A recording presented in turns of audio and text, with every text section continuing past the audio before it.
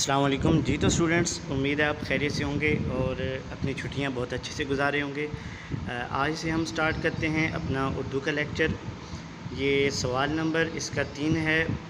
الگو چودھری کے 5 مقرر ہونے پر شیخ جمن کیوں خوش تھا؟ جواب ہے کیونکہ الگو چودھری شیخ جمن کا گہرا دوست تھا، اس لیے الگو کے 5 مقرر ہونے پر شیخ جمن بہت خوش تھا۔ اس کا خیال تھا کہ الگو اس کے حق میں فیصلہ کرے گا۔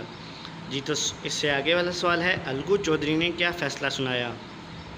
الگو چودھری نے فیصلہ سنایا کہ شیخ جمن کو کھیتوں سے معقول نفع ہوتا ہے، وہ خالہ کے ماہوار خرچے کا بندوبست کرے ورنہ غیبہ نامہ منسوخ کیا جائے گا۔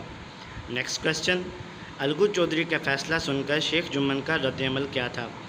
اس کا آنسر ہے فیصلہ سن کر شیخ جمن سناٹے میں آ گیا اور احباب سے کہنے لگا، بھائی اس زمانے میں دوستی یہی ہے کہ جو اپنوں پر بھروسہ کرے اس کی گردن پر چھری پھیری جائے۔ نیکسٹ کوسچن ہے، الگو چودھری نے سمجھو سیٹھ کو بیل کیوں فروخت کیا؟ آنسر، الگو چودھری کے پاس بیلوں کی جوڑی تھی، ان میں سے ایک بیل مر گیا تو اکیلا بیل اس کے کسی کام کا نہ تھا، اس لیے اس نے اپنا بیل سمجھو سیٹھ کو فروخت کر دیا۔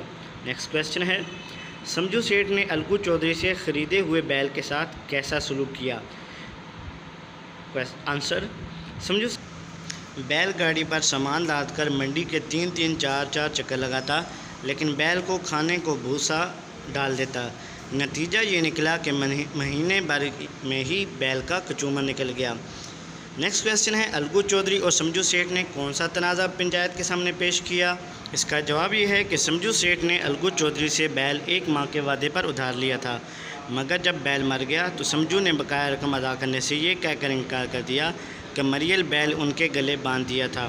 الگو یہ تنازع پنچایت کے سامنے لے گیا۔ نیکسٹ کوسچن، شیخ جمن نے فیصلہ سناتے ہوئے انصاف کے اصولوں کو کہاں تک پورا کیا؟